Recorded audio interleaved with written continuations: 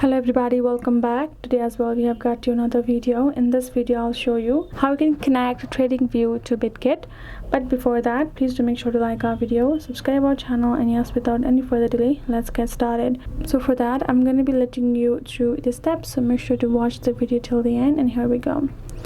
So now, as you can see, the first step would be simply for you to setting up your Bitget account. Once you have set up your Bitget account, now it's time to connect your Bitget accounts to TradingView, right? So what you're going to do is, first thing, simply going to go to the TradingView and you're going to get logged in to your existing TradingView account. Otherwise, you can simply create a new one as well. Then you're going to go to the section of products and then choose the option of charts as shown.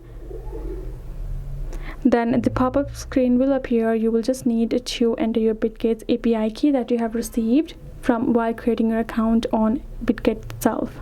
You simply have to add in the API key over here, and then you can simply go ahead and again start trading on Bitget using TradingView likewise. So I will suggest you to make sure to remember your API key if you have forgotten. So go ahead and retrieve it by adding your secret phrase to recover it.